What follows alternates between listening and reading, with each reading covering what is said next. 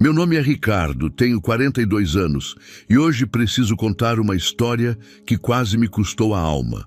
Em maio de 2018, eu era pastor titular da Igreja Ministério Restauração, ali no setor Bueno, em Goiânia. Tinha uma congregação de mais de 1000 pessoas, aparecia em programas de rádio gospel e dirigia uma Hilux prata zerinha. Para todo mundo que via de fora, eu era um homem de Deus bem-sucedido, abençoado, usado pelo Senhor. Mas a verdade era bem diferente do que eu mostrava. Naquela noite de maio, eu tinha acabado de pregar para um templo lotado. O tema da pregação era sobre fidelidade a Deus, e eu falei com tanta convicção que as pessoas choravam. No final do culto, as ofertas bateram recorde, R$38 mil. Eu me sentia realizado, poderoso até. Dirigi minha caminhonete pelas ruas vazias de Goiânia, pensando nos planos de expansão da igreja, no novo sistema de som que ia comprar, nas câmeras profissionais para transmissão ao vivo. Tudo parecia perfeito na minha vida ministerial. Cheguei em casa quase meia-noite.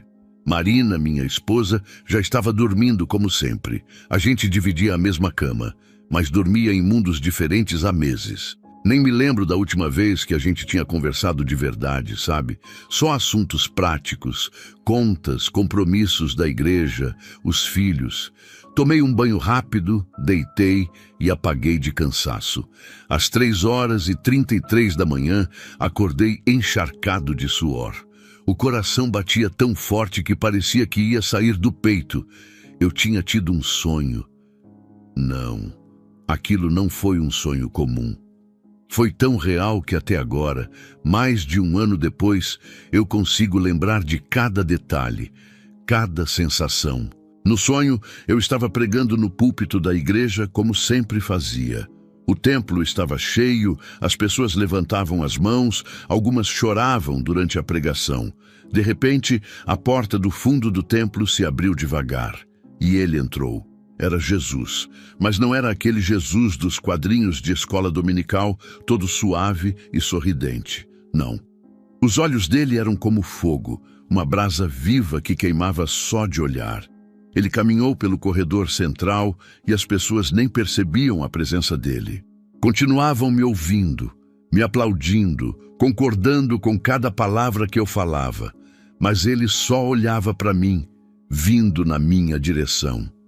Quando chegou perto do púlpito, Jesus subiu os 3 degraus. Cada passo dele fazia um som que ecoava no meu peito. Ele ficou do meu lado, colocou a mão no meu ombro, uma mão tão pesada que eu quase caí de joelhos ali mesmo. Então ele se inclinou e sussurrou no meu ouvido, e a voz dele era ao mesmo tempo suave e aterrorizante. "Ricardo", ele disse, "onde está o meu espírito em você?" Senti aquelas palavras perfurarem minha alma como uma lança. Acordei de um pulo, ofegante. O lençol estava molhado de suor, o coração disparado. Olhei para o relógio digital na mesinha de cabeceira e vi os números vermelhos brilhando no escuro. 3h33. Marina continuava dormindo do meu lado, completamente alheia ao que eu tinha acabado de viver. Fiquei ali sentado na cama, tremendo, sem conseguir controlar as mãos. Aquela pergunta ecoava na minha cabeça sem parar. Onde está o meu espírito em você? Levantei e fui até a cozinha beber água. Acendi a luz, enchi um copo e bebi de uma vez, mas a garganta continuava seca. Sentei na mesa da cozinha, no escuro, tentando me acalmar. Foi só um pesadelo, eu murmurei para mim mesmo, tentando me convencer. Só um pesadelo, nada mais. Mas por que então meu corpo inteiro tremia? Por que aquela sensação de vazio no peito? Por que parecia que alguma coisa dentro de mim tinha sido exposta, revelada, arrancada? Voltei para o quarto e tentei dormir de novo, mas não consegui. Cada vez que fechava os olhos, via aqueles olhos de fogo me encarando. Via Jesus parado do meu lado, esperando uma resposta que eu não tinha. Fiquei virando de um lado para o outro até clarear o dia. Marina acordou às 6 horas, como sempre, se arrumou para o trabalho sem nem perceber o estado em que eu estava. "Bom dia", ela disse, já de costas pegando a bolsa. "Bom dia", eu respondi, mas a voz saiu fraca, quase inaudível. O dia passou meio embaçado, sabe? Eu tinha compromissos, reuniões com a liderança da igreja, mas não conseguia me concentrar em nada. Toda hora, aquela pergunta voltava: onde está o meu espírito em você? Comecei a me questionar pela primeira vez em anos. Quando foi a última vez que eu realmente orei? Não por obrigação ministerial, mas por desejo genuíno de falar com Deus? Quando foi a última vez que eu senti a presença dele de verdade, não só preguei sobre ela? As respostas me assustaram. À noite, tentei orar antes de dormir. Ajoelhei do lado da cama, fechei os olhos, abri a boca e nada saiu. Era como se houvesse uma parede de concreto entre mim e o céu. Tentei forçar, buscar palavras bonitas, frases de efeito que eu usava nos cultos. Mas tudo soava vazio, oco, falso. Desisti depois de alguns minutos e deitei, frustrado e assustado. Naquela noite não sonhei, mas acordei de novo às 3h33 da manhã, sem motivo aparente, com o mesmo aperto no peito. E assim começou um padrão que se repetiria nas semanas seguintes. Toda madrugada, 3h33, eu acordava. Toda vez, aquela pergunta ecoava na minha mente. Toda vez, aquele vazio no peito crescia um pouco mais. Eu continuava pregando, liderando, sorrindo para os membros, postando versículos nas redes sociais. Por fora, pastor bem-sucedido. Por dentro, algo estava morrendo e eu sabia. E o pior era que eu não tinha ideia de quando exatamente aquilo tinha começado, nem do que fazer para reverter. Mas logo eu descobriria, e a descoberta seria muito pior do que eu imaginava. 2 semanas depois daquele pesadelo, numa terça-feira à noite, recebi uma mensagem no WhatsApp de um número que eu não tinha salvo. Pastor Ricardo, reunião urgente. Chácara do pastor Elias, saída para Trindade pela BR-153. 2 horas da manhã. Venha sozinho. Fiquei olhando para a mensagem por uns minutos, achando aquilo muito estranho. 2 horas da manhã? Reunião secreta? Mas quando vi o nome do pastor Elias, relaxei um pouco. Ele era uma referência no estado. Tinha uma rede de igrejas. Era respeitado por todos. Se ele estava convocando, devia ser importante. Não contei para Marina. Ela já estava dormindo quando saí de casa à 1h30 da madrugada. Peguei a Hilux e segui pela BR-153, aquela estrada que corta o Cerrado de Goiás. A pista estava completamente vazia. Só eu, o asfalto escuro e o som dos grilos. O calor do dia ainda não tinha passado completamente, aquele calor seco típico de junho no Cerrado. Dirigi por quase 40 minutos até encontrar a entrada da chácara, um portão de ferro preto sem nenhuma placa. Quando entrei na sala principal da casa, parei no lugar. Ali estavam sentados 7 pastores, todos de igrejas grandes de Goiânia. Reconheci o pastor Elias, cabelos grisalhos, uns 60 anos no meio da sala. Do lado dele, o pastor Márcio, que tinha um templo com 3.000 membros na região sul. A pastora Cleide, que apresentava um programa de TV aos domingos. E outros que eu já tinha visto em eventos, todos líderes conhecidos. O clima na sala era pesado. O ar-condicionado gelado contrastava com o calor lá fora. Ricardo, bem-vindo ao grupo dos que realmente entendem o jogo, disse o pastor Elias, acendendo um charuto. A fumaça subiu lenta até o teto. Ele gesticulou para uma cadeira vazia. Senta aí, rapaz. A gente tem muito o que conversar. Sentei meio desconfiado, olhando ao redor. Na mesa de centro havia uma garrafa de uísque, copos de cristal, um notebook aberto. Aquilo não parecia uma reunião de oração, isso era certo. O pastor Márcio me cumprimentou com um aceno de cabeça, mas não sorriu. Durante as 3 horas seguintes, eles falaram sobre coisas que me deixaram com um aperto no peito. O pastor Elias começou mostrando uma apresentação no notebook. Pessoal, vou compartilhar com vocês algumas estratégias que aumentaram nossas ofertas em 40% nos últimos 6 meses. Ele clicou e apareceu um gráfico colorido. Primeiro, a gente usa inteligência artificial para mapear quem são os membros com maior poder aquisitivo. A partir daí, direcionamos convites especiais, jantares exclusivos, aproximação pastoral. A pastora Cleide complementou, mexendo no celular dela enquanto falava. Eu uso técnicas de PNL nas pregações. Ancoragem, rapport, comandos embutidos. O pessoal nem percebe, mas quando chega a hora da oferta, eles já estão preparados psicologicamente. Ela falou isso com tanta naturalidade que parecia estar dando uma receita de bolo. O pastor Márcio riu e acrescentou: culto de cura na sexta-feira sempre enche mais que domingo. É matemático, o povo está desesperado no fim da semana, vem em massa e gente desesperada oferta mais. Fiquei ali sentado, ouvindo tudo aquilo, sem conseguir processar direito. Ninguém falava de oração, ninguém citava versículos bíblicos, ninguém mencionava a direção do Espírito Santo. Era só estratégia, números, crescimento, dinheiro. O pastor Elias então puxou outro assunto. E tem a questão política. Vocês precisam ter pelo menos um vereador no bolso, de preferência da base do prefeito. Facilita muito na hora de conseguir isenção de IPTU, liberar alvarás, essas coisas. Ele falou isso enquanto derrubava a cinza do charuto num cinzeiro de vidro. Um dos pastores que eu não conhecia bem perguntou: e como vocês lidam com membros problemáticos? Aqueles que ficam questionando tudo, pedindo transparência? O pastor Márcio respondeu na lâmina: isola, marca como causador de divisão e afasta da liderança.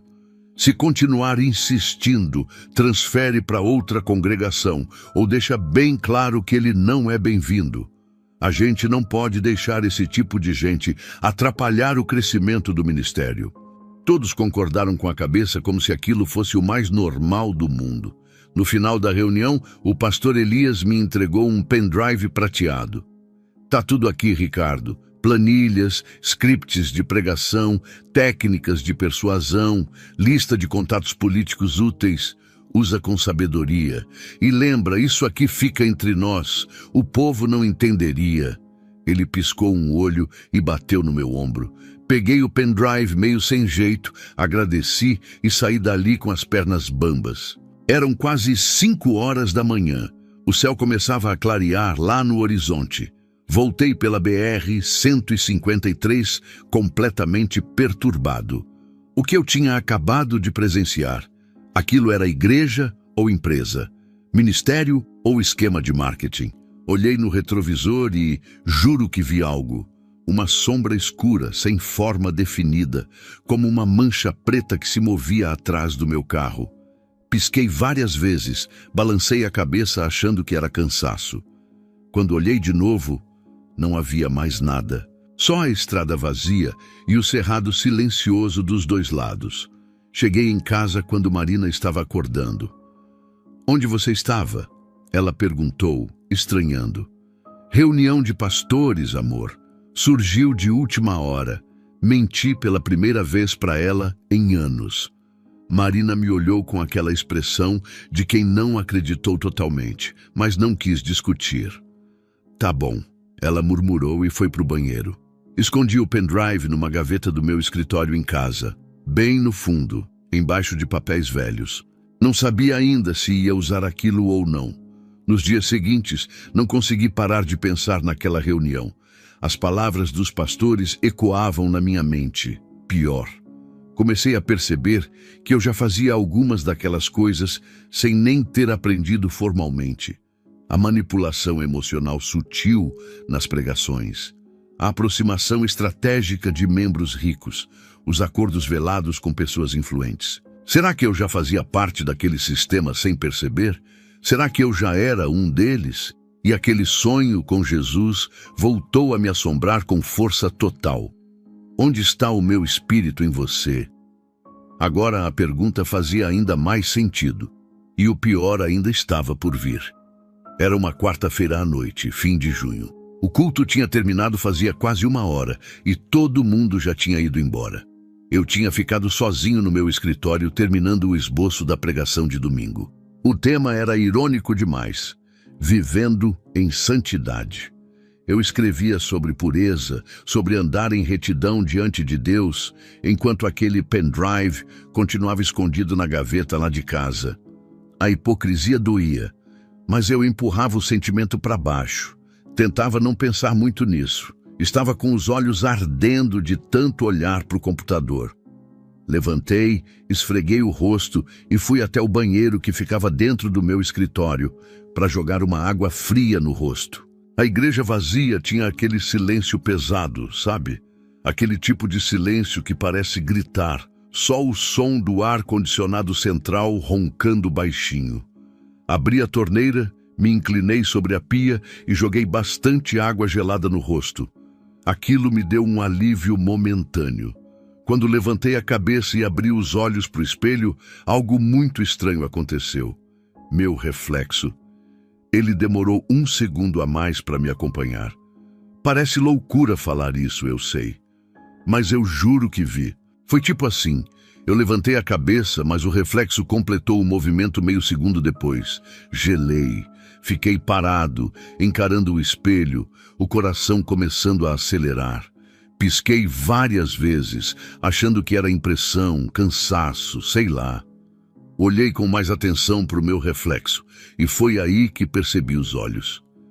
Meus olhos no espelho estavam diferentes. Não tinham aquele brilho, aquela vida.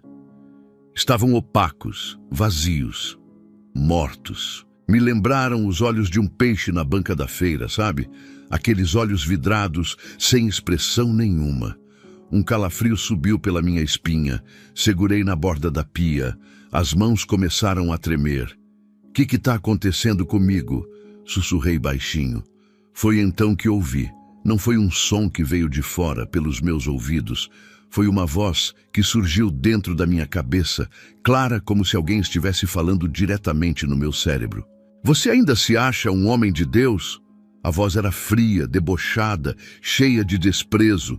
Não era a voz de Jesus do meu sonho, era outra coisa, algo escuro, pesado, sufocante. Meu coração disparou, o suor frio desceu pela testa. Dei um passo para trás, tropeçando no próprio pé. O medo tomou conta de mim de uma forma que eu nunca tinha sentido antes. Saí daquele banheiro quase correndo, nem desliguei a luz.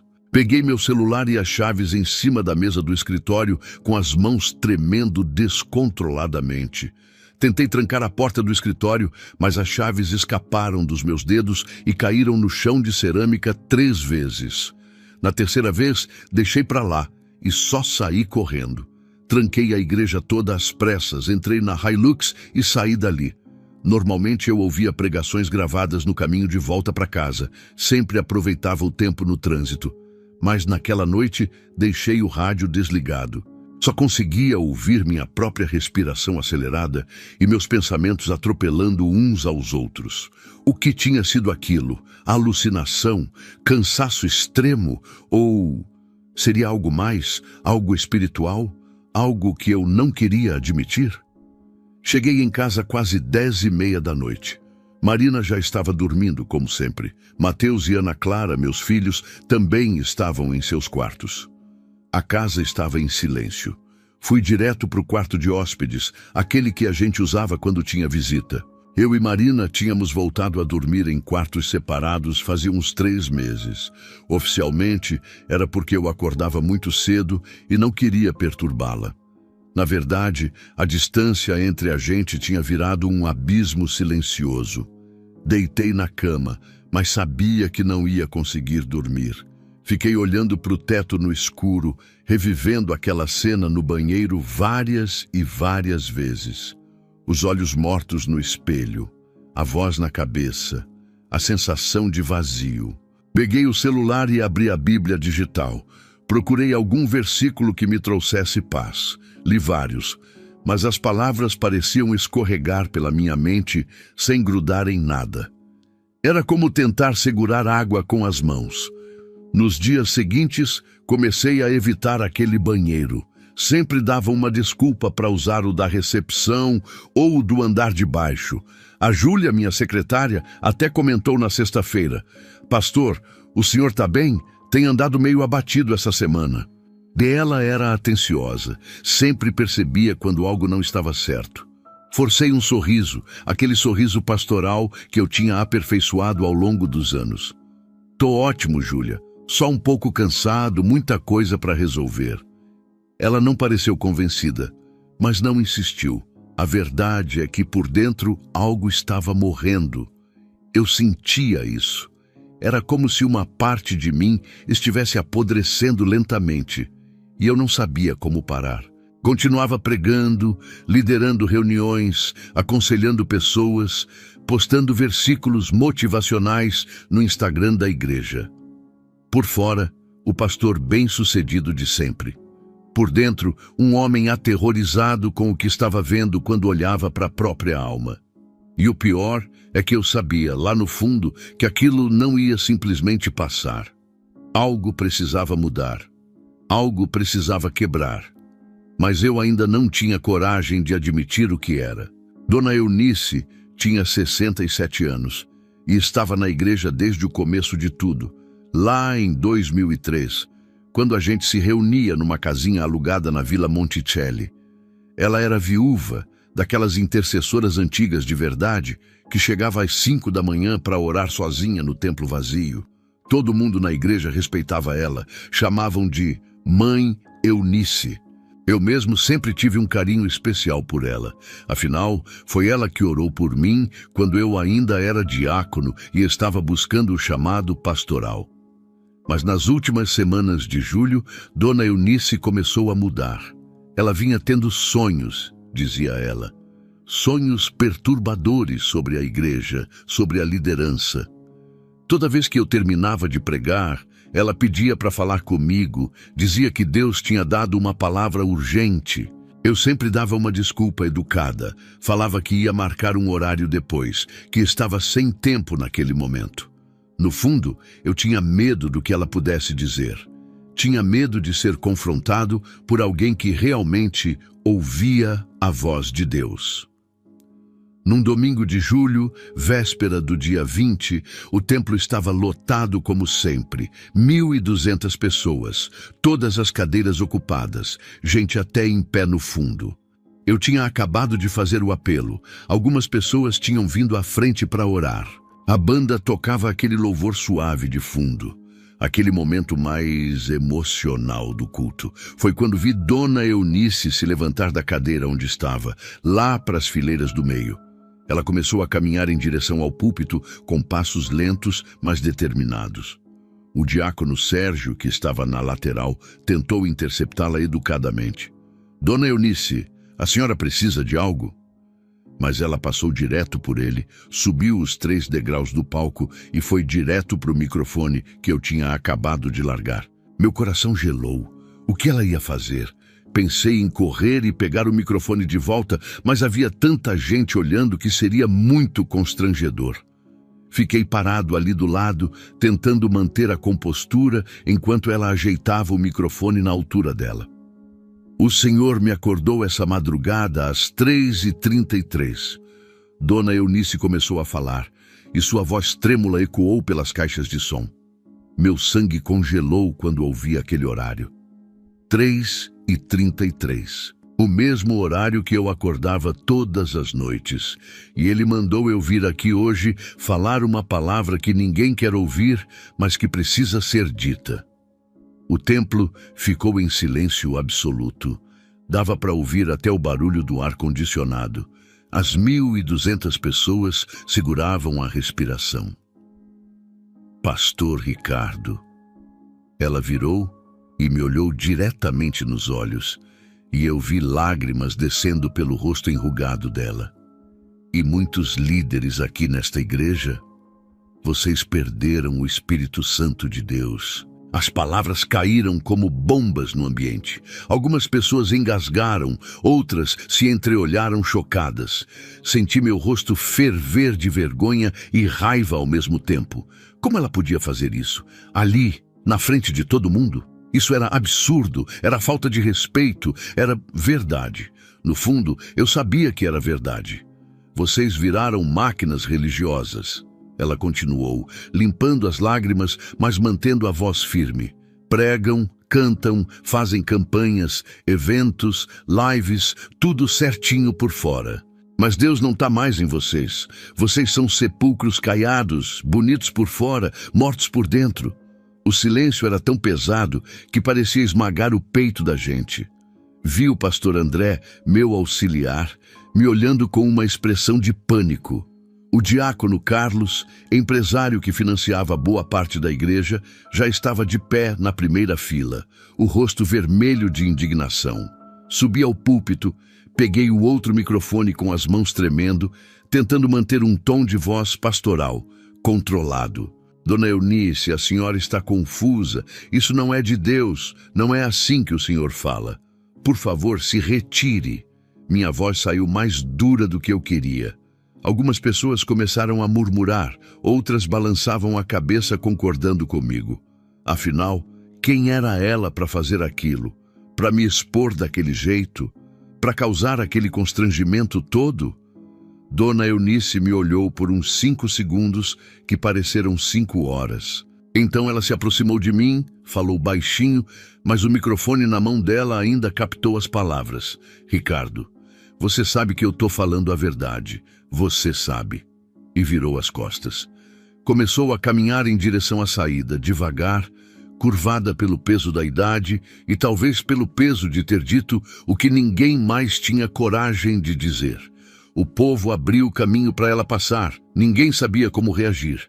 Tentei retomar o culto. Fiz uma oração genérica pedindo discernimento e proteção contra palavras que não vinham de Deus. Mas não consegui pregar mais nada. Encerrei 5 minutos depois, totalmente abalado.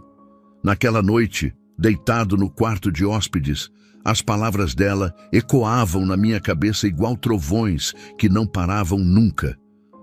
Vocês perderam o Espírito Santo. Máquinas religiosas. Sepulcros caiados.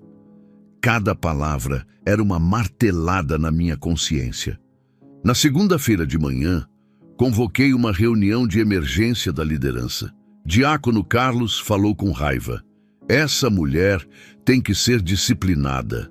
Não pode fazer um escândalo desses e ficar por isso mesmo. O pastor André estava mais cauteloso. Mas e se ela tiver razão em alguma coisa? Carlos o cortou. Razão? André, acorda. Isso é ataque, é divisão, é espírito de rebeldia. No final, decidi remover Dona Eunice da equipe de intercessão. O motivo oficial foi causar divisão no corpo. Assinei o documento, mas minha mão tremia ao escrever. 3 semanas depois, num sábado de manhã, recebi a ligação. Dona Eunice tinha morrido durante a noite. AVC fulminante, disseram. Não teve tempo nem de chamar socorro. Foi no sono. Quando desliguei o telefone, fiquei parado no meio da sala, o celular escorregando da minha mão. 3 semanas. Ela tinha profetizado contra mim e a liderança, e 3 semanas depois estava morta. Seria coincidência? Ou seria outra coisa? Um aviso que eu não quis ouvir? E agora, que aviso viria para mim? A morte de Dona Eunice me abalou de um jeito que eu não esperava. Todo mundo na igreja falava que tinha sido vontade de Deus, que ela já estava idosa, que era a hora dela. Mas eu sabia que não era só isso. Ela tinha profetizado, me confrontado publicamente, e 3 semanas depois estava morta. Comecei a ter pesadelos com ela. Via o rosto dela me olhando com aquelas lágrimas nos olhos, dizendo: "Você sabe que eu estou falando a verdade." Acordava todo dia às 3h33 suando frio. Foi no funeral dela que algo clicou na minha cabeça. Estava ali, na frente do caixão, pregando sobre a vida dela, falando de fidelidade, de oração, de intimidade com Deus. E de repente me veio uma pergunta que me derrubou por dentro. Quando exatamente eu perdi o Espírito Santo? Em que momento específico a presença de Deus saiu de mim? Porque eu sabia, agora eu tinha certeza absoluta, que Dona Eunice estava certa. Eu estava vazio, mas quando isso tinha começado, passei as semanas seguintes repassando minha trajetória ministerial. Lembrava dos primeiros anos, quando eu ainda era jovem, cheio de fogo, pregava na rua, visitava os pobres, jejuava e orava de madrugada só porque queria estar com Deus. Não tinha salário, não tinha reconhecimento, mas tinha paz, tinha presença, tinha o Espírito. Então quando foi que tudo mudou? Quando foi que o ministério virou um negócio? Quando foi que Deus virou ferramenta e não mais o Senhor? Foi numa madrugada de insônia, já em agosto, que a memória voltou como um tapa na cara. Agosto de 2016, 2 anos antes. Eu estava no escritório luxuoso do diácono Carlos, lá no setor oeste. Carlos tinha acabado de ganhar uma licitação milionária com a prefeitura para construir uma creche municipal. O escritório dele cheirava a dinheiro novo, móveis de couro, ar-condicionado gelado, café importado. Ele estava sentado atrás da mesa enorme e eu numa poltrona à frente dele. "Ricardo, vou ser direto com você", Carlos tinha dito, acendendo um charuto cubano. A fumaça subiu devagar até o teto. "Preciso que a igreja apoie publicamente o vereador Juninho nas eleições que vêm. Nada muito explícito, você sabe como funciona. Uma palavra aqui, um convite ali, orientação sutil nos grupos de WhatsApp." Ele fez uma pausa, me olhando fixo. "Em troca, o Juninho garante que a prefeitura não mexe no IPTU da igreja. E tem mais. Ele libera aquele terreno que você quer no Jardim Goiás para construir o anexo." Eu tinha hesitado. Lembrava nitidamente a sensação de desconforto, aquela vozinha interna dizendo que aquilo estava errado. Igreja e política, essa mistura nunca dava certo. Mas Carlos continuou antes que eu pudesse falar. "Ah, e tem uma oferta especial da minha construtora, R$50 mil, sem nota fiscal, direto no caixa da igreja, para o senhor usar como achar melhor. Sistema de som novo, essas câmeras profissionais que o senhor está querendo, o que for. R$50 mil. Exatamente o que faltava para o projeto de modernização do templo. Olhei pela janela envidraçada do escritório. Dava para ver a Avenida T9 cheia de carros, gente trabalhando, correndo atrás da vida. E ali estava eu, com a oportunidade de expandir o ministério, de alcançar mais pessoas, de ter uma estrutura melhor. Não era pelos motivos certos? Não era para a glória de Deus? Foi o que eu me convenci naquele momento. "Tá bom, Carlos, pode contar comigo", eu tinha dito. E apertamos as mãos. Um aperto firme, de negócio fechado. Não teve assinatura com o diabo, não teve ritual macabro. Foi simples assim.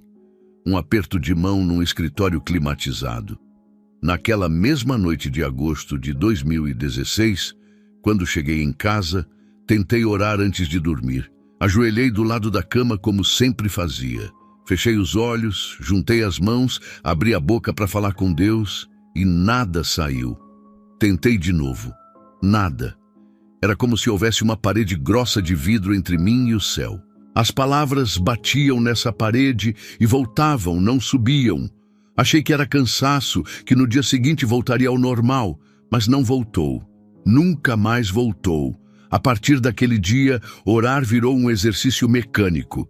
Eu falava palavras bonitas, citava versículos, fazia orações longas e eloquentes nos cultos, mas não havia conexão.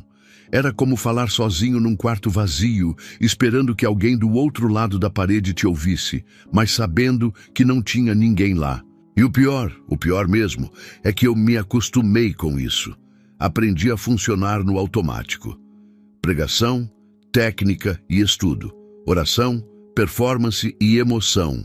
Unção, fingimento e manipulação. E depois daquele primeiro acordo com Carlos, ficou mais fácil fazer outros. Teve o acordo com o fornecedor de equipamentos de som, que me deu uma comissão por fora. Teve a indicação do contador, que me pagava uma porcentagem. Teve a parceria com aquela gravadora gospel, que exigia que eu promovesse certos cantores nos cultos. Cada acordo, cada concessão, cada pequena negociação que eu fazia comigo mesmo. É estratégico. É pelo bem da igreja. É para alcançar mais vidas. Sempre uma desculpa espiritual bem embalada. Sem perceber, eu tinha trocado a presença de Deus por um sistema de som. Tinha vendido minha autoridade espiritual por R$50 mil e um terreno. Tinha substituído a unção por networking. E agora, deitado no quarto de hóspedes, às 3h33 da manhã, eu encarava a verdade nua e crua. Eu não era mais um pastor. Era um empresário gospel, um gerente de instituição religiosa, um político de púlpito, qualquer coisa menos um homem de Deus. E essa consciência doía mais do que qualquer coisa que eu já tinha sentido na vida. Levantei da cama e fui até o banheiro. Olhei no espelho, dessa vez com coragem. Vi o que Dona Eunice tinha visto, um sepulcro caiado, bonito por fora, podre por dentro. As lágrimas começaram a descer, mas não eram lágrimas de arrependimento ainda. Eram lágrimas de desespero, de medo, de terror ao perceber o buraco em que eu tinha me metido. Porque agora eu sabia quando tinha perdido o espírito, sabia exatamente quando, mas ainda não sabia se havia volta. Ainda não sabia se Deus me aceitaria de volta depois de tudo que eu tinha feito. E essa dúvida me corroía vivo. Setembro de 2018 chegou pesado. Eu estava num estado mental terrível, dormindo mal, comendo mal, fingindo que estava tudo bem.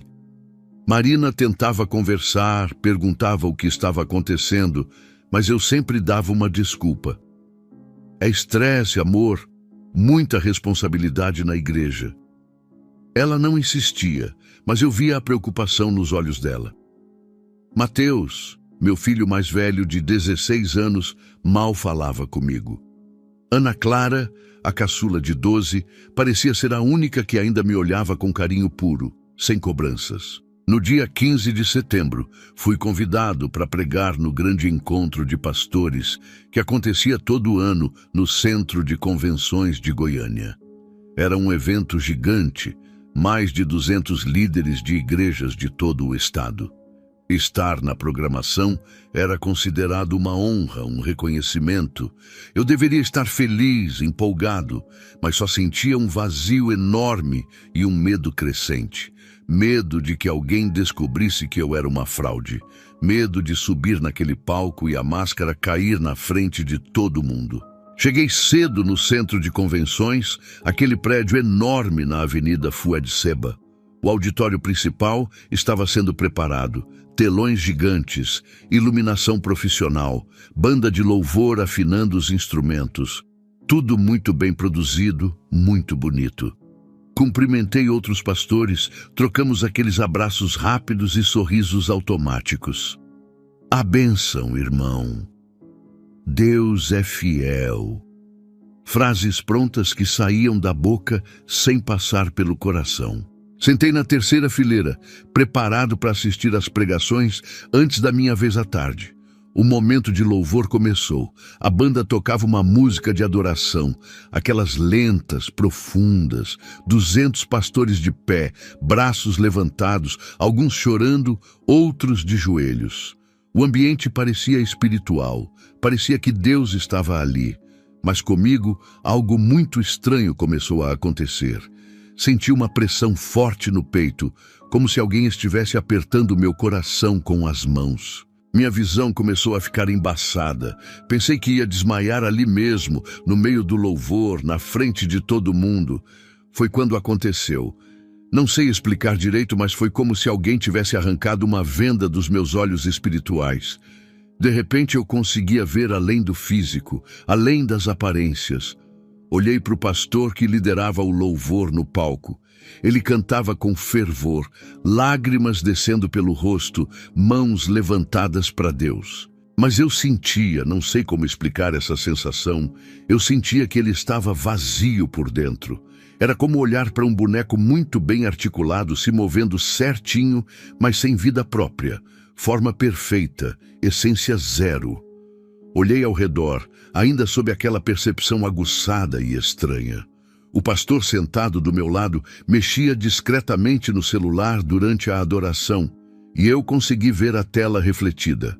Uma planilha de Excel com cálculos de ofertas e custos operacionais. Outro pastor, 2 fileiras à frente, tinha os olhos fechados, mas não estava adorando.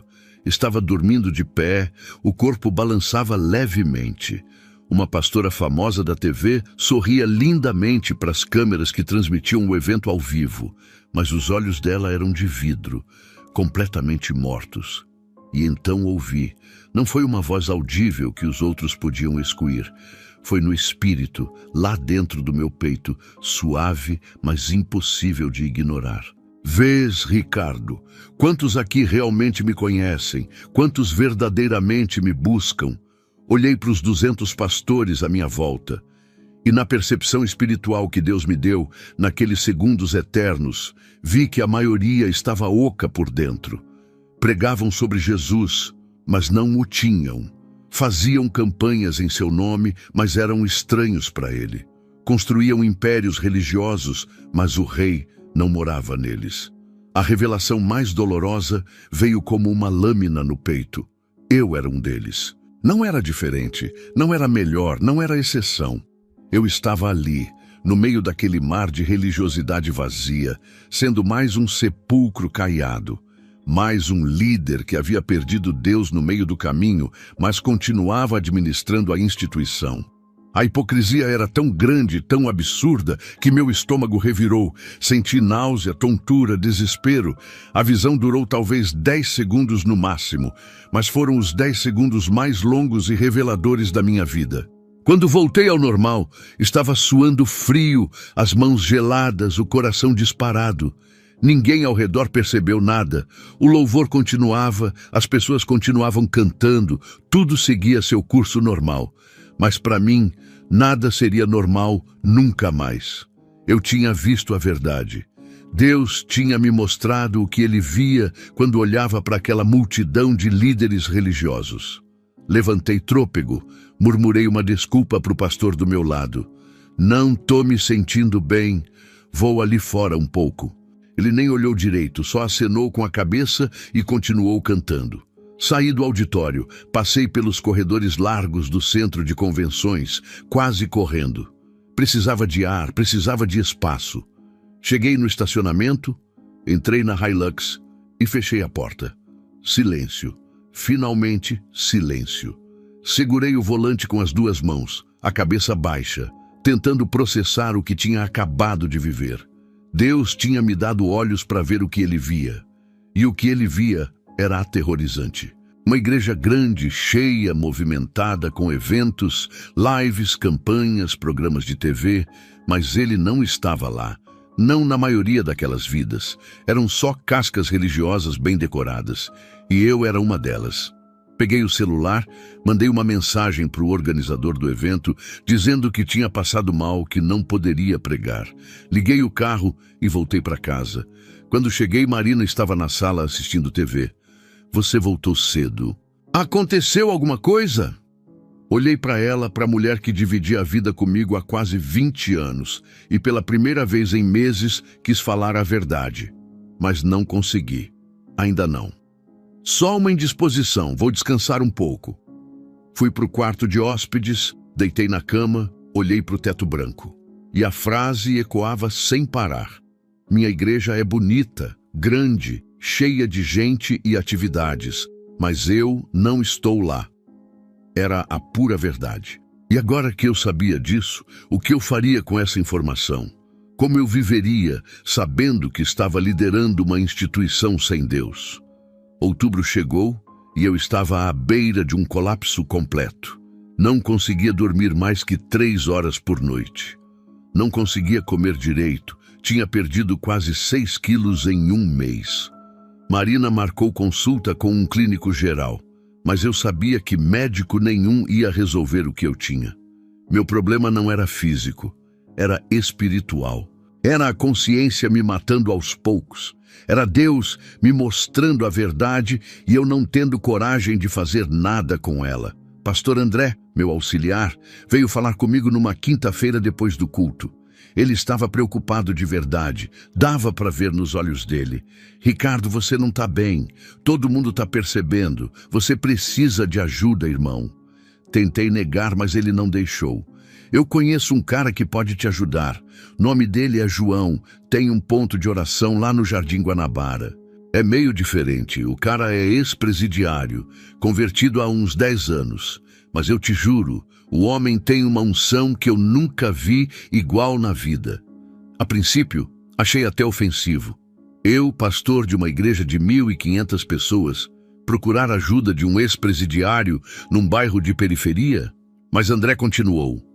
Ele não cobra nada, não quer nada em troca. Só ora pelas pessoas e Deus age. Eu já vi coisas lá, Ricardo, coisas reais. Olhei para o rosto sincero do André e, no fundo, sabia que eu estava desesperado o suficiente para tentar qualquer coisa. Me passa o endereço. Pedi, engolindo o orgulho que ainda restava. Na sexta-feira à noite, dirigi até o Jardim Guanabara.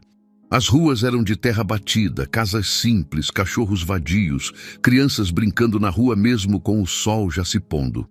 Achei o endereço, uma casa humilde com uma placa torta na frente. Ponto de oração Jesus Liberta. O templo era literalmente uma garagem adaptada. Bancos toscos de madeira, um ventilador velho pendurado no teto, uma cruz de madeira na parede. Nada mais. Estacionei a Hilux e, sinceramente, senti vergonha de estar ali naquele carro. João estava varrendo o chão quando entrei. Homem de uns 50 anos, braços cheios de tatuagens que contavam uma história de vida pesada. Uma cicatriz profunda atravessava o lado esquerdo do rosto. Quando ele me viu, parou de varrer e me olhou de cima a baixo. Pastor famoso da Hilux veio aqui no meu barraco? Ele falou isso sem maldade, mas sem reverência também. Como se título e carro não significassem nada ali. E realmente não significavam. Contei tudo para ele. As reuniões secretas, os acordos sujos, o pendrive, Dona Eunice, a visão no centro de convenções, o vazio assassino que eu sentia. Chorei na frente daquele homem simples como eu não chorava desde criança. João ficou em silêncio, ouvindo tudo até o fim. Quando terminei, ele respirou fundo e disse: "Você não precisa de conselho, pastor. Você precisa de libertação e de jejum.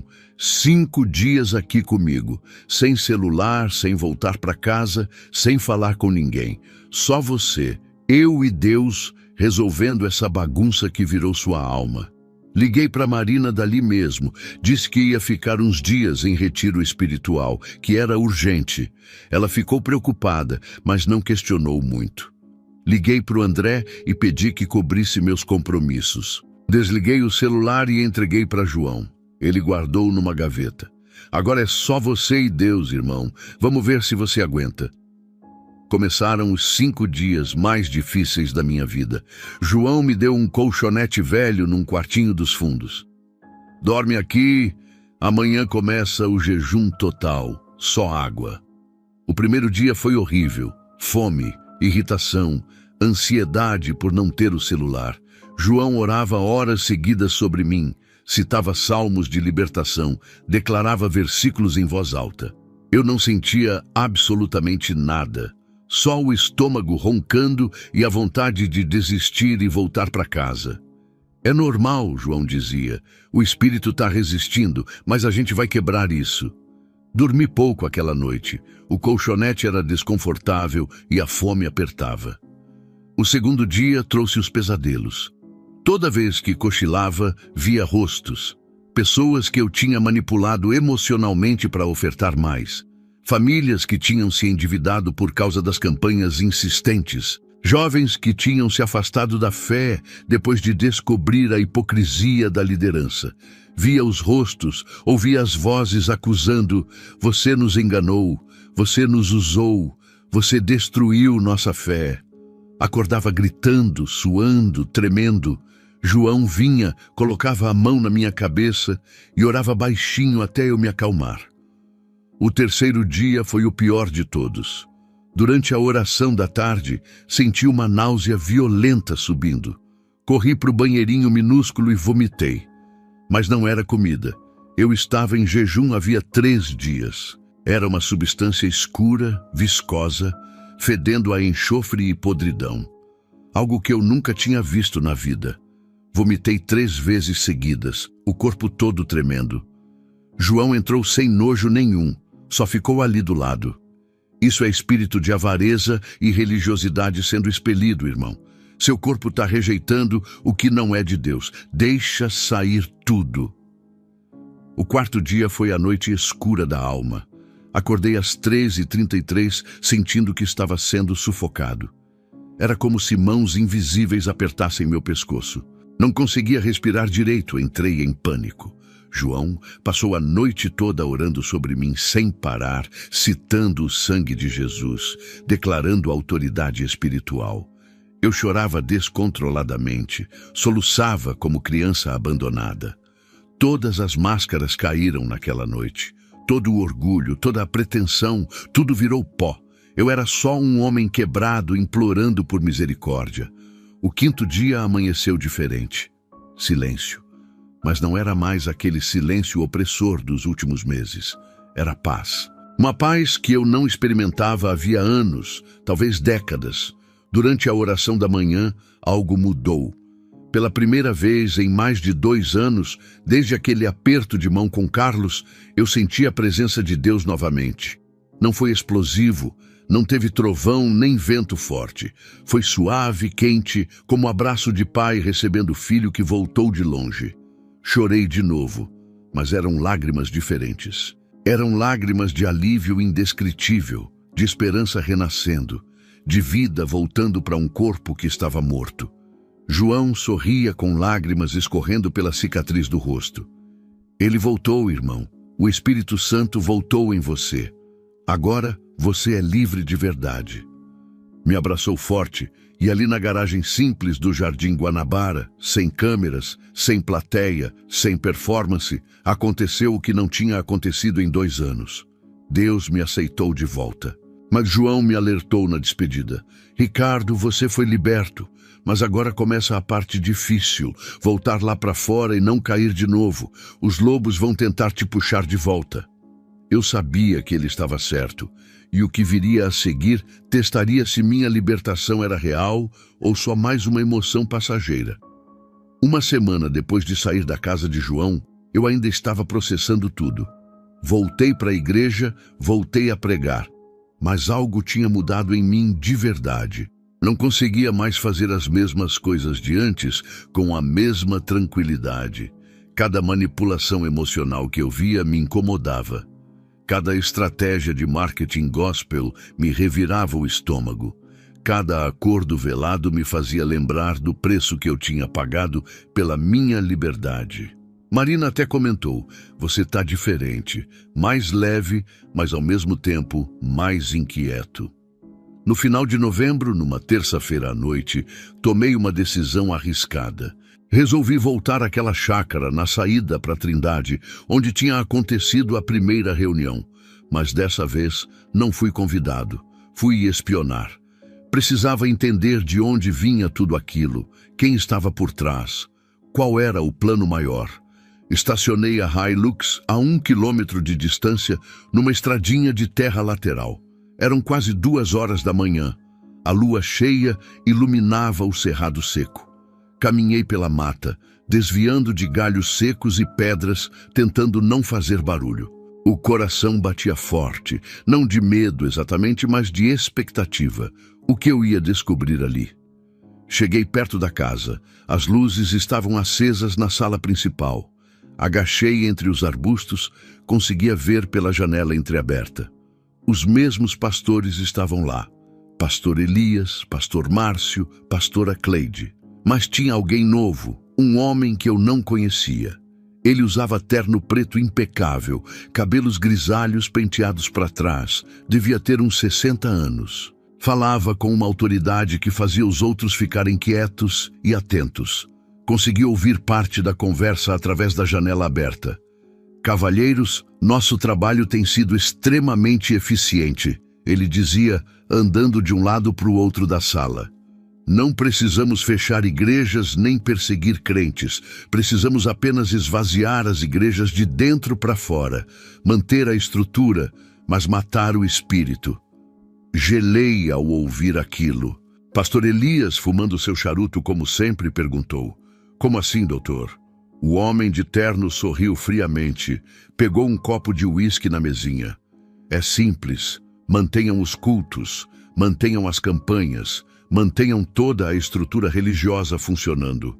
Mas incentivem o show ao invés da adoração verdadeira, o emocionalismo ao invés da convicção genuína, o entretenimento ao invés do quebrantamento, o dinheiro ao invés do sacrifício. Assim vocês terão templos lotados de pessoas que pensam que servem a Deus, mas na verdade servem apenas a si mesmas." Ele fez uma pausa, bebeu um gole, continuou com aquela voz calma e calculada. "E o melhor de tudo, cavalheiros, é que essas pessoas vão defender o sistema, vão atacar quem tentar alertá-las, vão chamar os verdadeiros profetas de rebeldes, de causadores de divisão, exatamente como vocês fizeram com aquela senhora idosa que profetizou." Meu sangue congelou. Ele estava falando de Dona Eunice. Eles sabiam. Aquilo tudo era orquestrado, planejado, estratégico. Pastor Márcio, o mais jovem, parecia desconfortável. "Mas isso não é..." O homem de terno o cortou antes que terminasse. "Errado? Meu amigo, vocês já passaram desse ponto. Vocês já escolheram esse caminho quando aceitaram o primeiro acordo, quando fecharam o primeiro negócio, quando silenciaram a primeira voz profética. Agora é só continuar. E vocês serão recompensados com crescimento, influência, dinheiro, reconhecimento. Tudo o que vocês sempre quiseram." A sala ficou em silêncio por alguns segundos. Então, o homem disse algo que me fez entender tudo, que fez todas as peças do quebra-cabeça se encaixarem. Um líder morto espiritualmente afasta mais pessoas de Deus do que 1000 ateus declarados. Por quê? Porque as pessoas confiam nele. Ele tem autoridade religiosa, usa a linguagem certa, cita a Bíblia, faz milagres até. Quando ele cai, quando a hipocrisia é revelada, ele leva multidões junto. É o plano perfeito. Destruir a fé de dentro para fora, usando os próprios líderes religiosos como agentes. Não aguentei ouvir mais. Saí dali o mais silencioso possível, ainda agachado, o coração acelerado e as mãos tremendo. Voltei para o carro quase correndo quando cheguei longe o suficiente. Entrei na Hilux, fechei a porta, segurei o volante com força. Aquilo era maior do que eu imaginava. Não era só corrupção, não era só desvio de caráter. Era uma conspiração espiritual, um plano das trevas para esvaziar as igrejas mantendo as estruturas de pé. Dirigi pela BR-153 de volta para Goiânia com a mente a 1000 por hora. Tudo fazia sentido agora. As reuniões secretas, os pendrives com estratégias, os acordos, a morte de Dona Eunice logo depois da profecia. Tudo era parte de um sistema maior. Um esquema diabólico de infiltração nas igrejas. E eu tinha sido parte ativa desse plano sem nem perceber. Quantas pessoas se afastaram de Deus por minha causa? Quantos jovens perderam a fé ao verem minha hipocrisia? Parei o carro numa área de descanso vazia da rodovia. Eram quase 5 da manhã. O céu começava a clarear. Desci do carro, caminhei alguns metros e gritei. Gritei de dor, de raiva, de desespero. Não era dor física, era a alma sendo dilacerada pela consciência. Eu não era só uma vítima do sistema, eu tinha sido um agente, um multiplicador da morte espiritual. Quantas famílias eu tinha prejudicado, quantas ovelhas eu tinha desviado, quantos estavam espiritualmente piores depois de passarem pela minha igreja. Voltei para o carro e dirigi para casa. Marina acordou com o barulho da porta. Amor, que horas são? Onde você estava? Sentei do lado dela na cama, segurei a mão dela pela primeira vez em meses. Marina, eu preciso te contar uma coisa, mas não hoje, logo. Só me dá mais alguns dias. Ela olhou nos meus olhos, confusa, mas sem pressionar. Tá bom, quando você estiver pronto. Deitei ali mesmo, no nosso quarto. Pela primeira vez em meses não fui para o quarto de hóspedes. E dormi pesado, exausto. Acordei no fim da tarde do mesmo dia. Tinha perdido todos os compromissos da manhã, o celular estava cheio de ligações perdidas. Mas pela primeira vez, isso não me importou, porque agora eu sabia o que precisava fazer. Sabia que não podia mais continuar fingindo, não podia mais fazer parte daquele sistema. A libertação que eu tinha recebido na casa de João era real, e agora ela precisava se traduzir em ações concretas. Mas o que eu faria? Como eu enfrentaria aquilo tudo? A resposta viria em breve e seria mais radical do que eu imaginava. Dezembro de 2018 chegou e eu sabia que não podia mais adiar. Passei as primeiras 2 semanas do mês orando, jejuando, buscando direção. João, o ex-presidiário, tinha se tornado meu conselheiro espiritual. A gente conversava quase todo dia por telefone. Ele me dizia sempre: Ricardo, Deus te libertou. Agora você precisa ter coragem de viver essa liberdade, não importa o preço. E eu sabia qual era o preço, sabia que ia perder tudo, mas também sabia que não tinha mais escolha. Conversei com Marina numa noite de sexta-feira, contei tudo, absolutamente tudo. Os acordos com Carlos, as reuniões na chácara, o pendrive, a manipulação, a perda do Espírito Santo, os 5 dias na casa de João, a noite que espionei a reunião. Falei por quase 2 horas sem parar. Ela chorou. Ficou em silêncio por longos minutos, mas no final segurou minha mão. Eu sabia que tinha algo errado, só não sabia o quê. O que você vai fazer agora? Respirei fundo. Vou contar para a igreja, vou confessar tudo publicamente e vou renunciar. Marina arregalou os olhos. Você tem certeza? Ricardo, a gente vai perder tudo. O salário, a casa pastoral que a igreja paga, o carro, a reputação, tudo. Olhei nos olhos dela e vi medo, mas também vi algo que não via havia anos: respeito. Eu sei, mas é o que eu preciso fazer. Não consigo mais viver essa mentira. Prefiro ser pobre e ter Deus do que rico e vazio. Ela chorou de novo, mas dessa vez abraçou forte. Então eu tô com você. A gente vai passar por isso junto.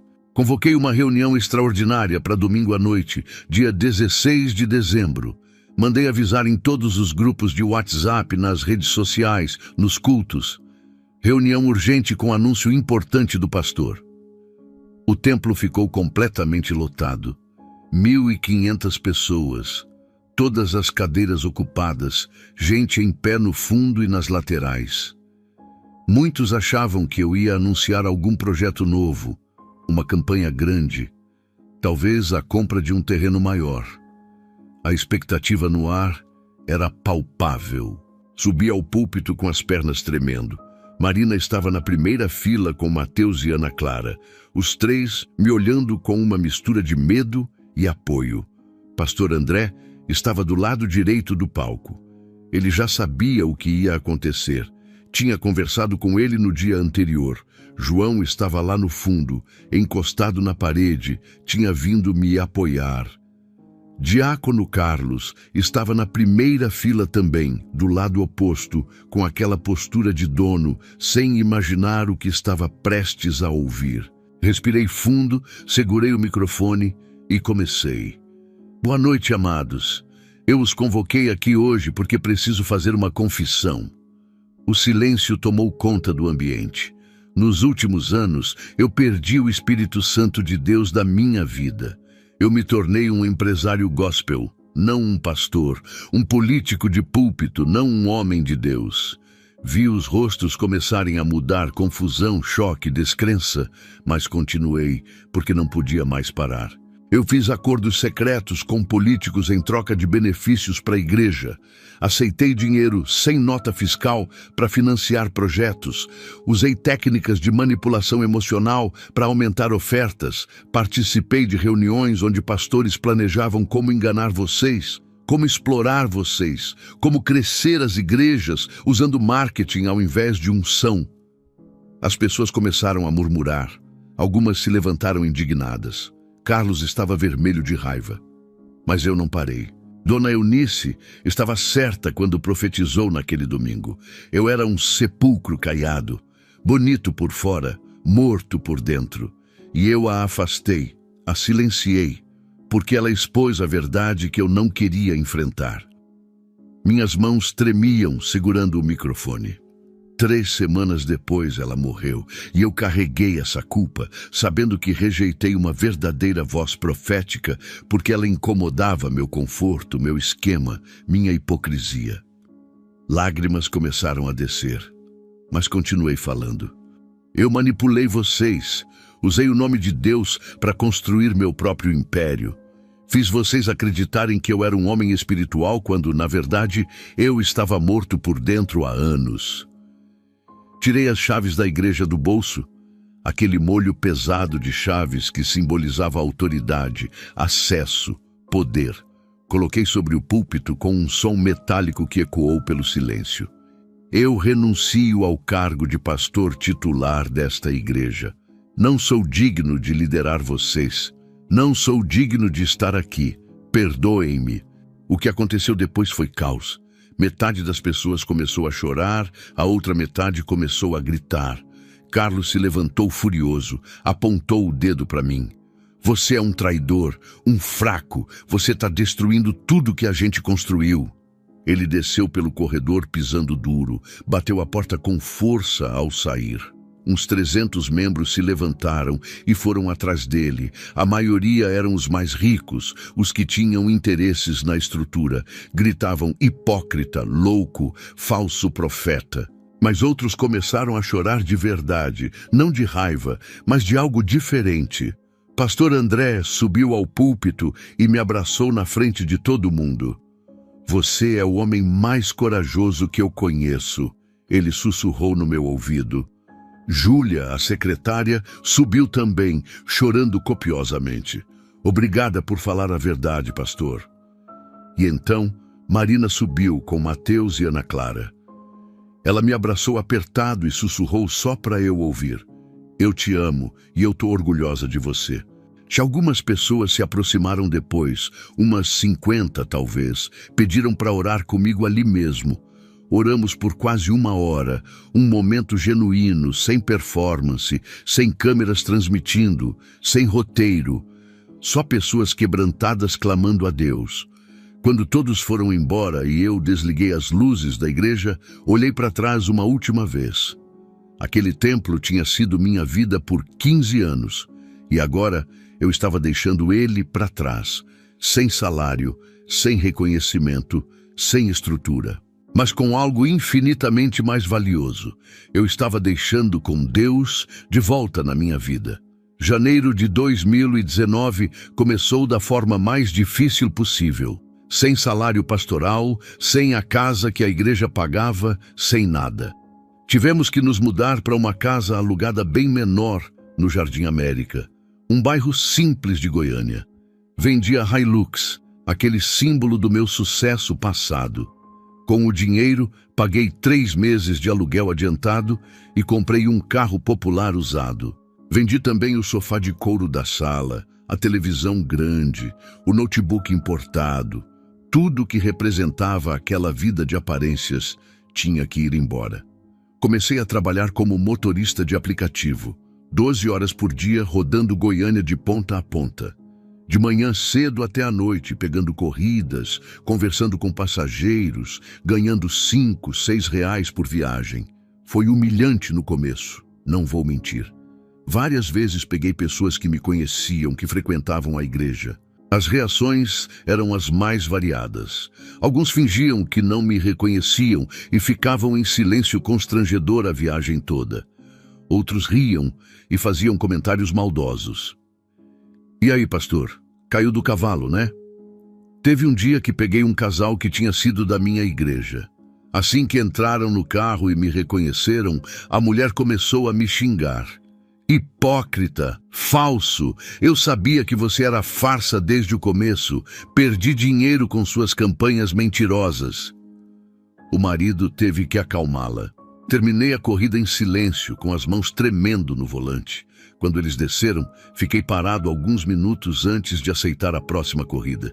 Chorei ali mesmo, no carro parado numa rua qualquer. Mas depois respirei fundo e pensei: eu mereço isso. É o mínimo que eu mereço. Marina conseguiu um emprego como auxiliar administrativa num escritório de contabilidade. O salário era baixo, mas ajudava. Mateus, meu filho, teve que trancar o curso de inglês particular. Ana Clara não pôde mais fazer aula de balete. A gente cortou tudo que era supérfluo. Vivia no básico mesmo.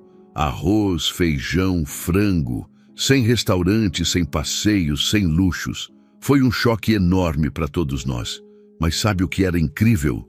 A casa tinha mais paz do que quando a gente morava naquela mansão pastoral. Em fevereiro, algo inesperado aconteceu. Mateus, que mal falava comigo havia meses, me procurou numa noite. "Pai, eu quero conversar." Sentamos na salinha pequena da casa nova.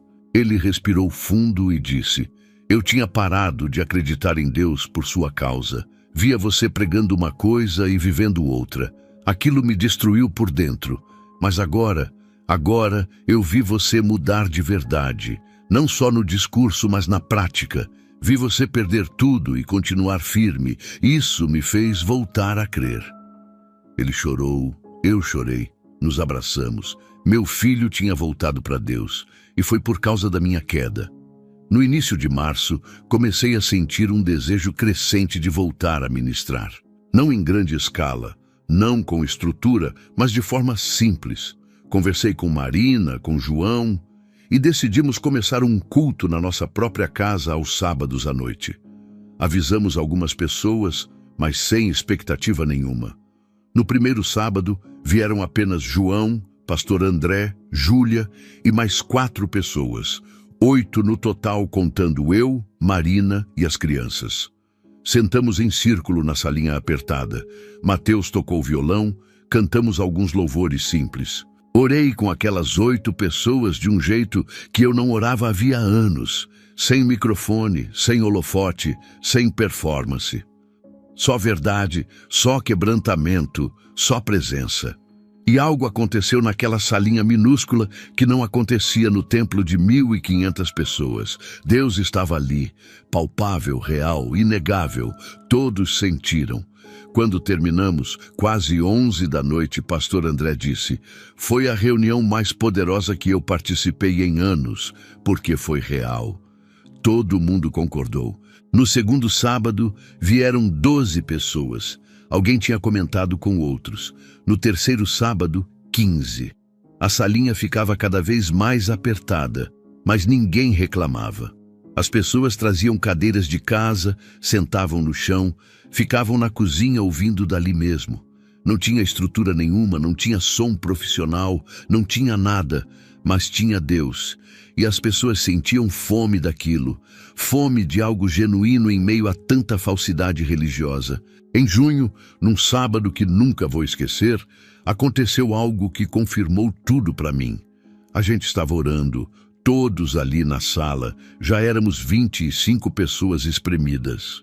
Eu estava no meio de uma oração quando senti aquele calor no peito de novo, aquele calor físico que eu tinha sentido na casa de João. Uma paz profunda desceu sobre mim. Abri os olhos e vi que todo mundo estava chorando. João sorria com lágrimas escorrendo pelo rosto marcado. Ele está aqui, irmão. O Espírito Santo está aqui de verdade.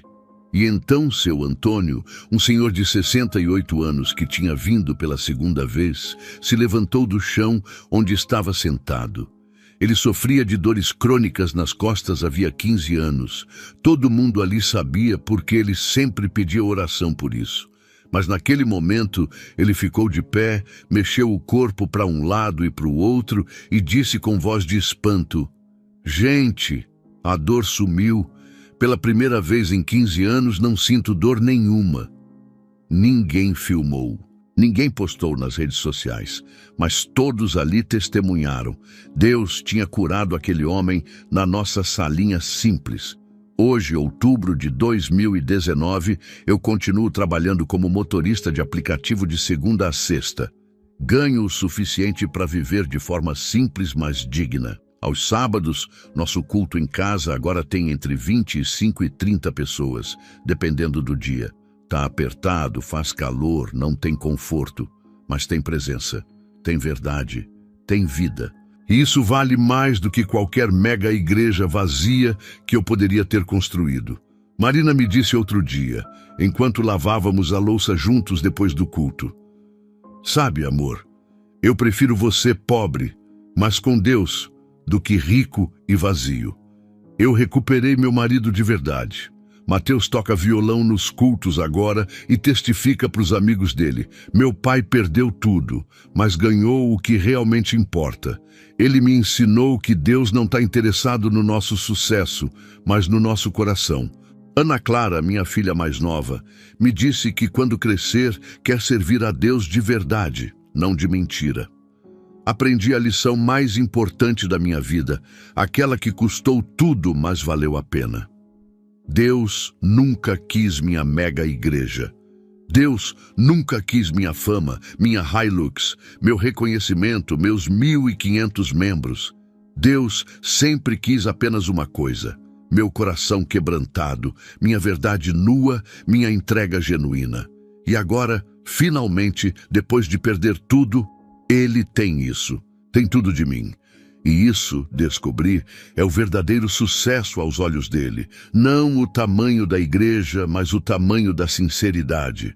Não a quantidade de pessoas, mas a qualidade da presença. E eu nunca mais vou trocar isso por nada.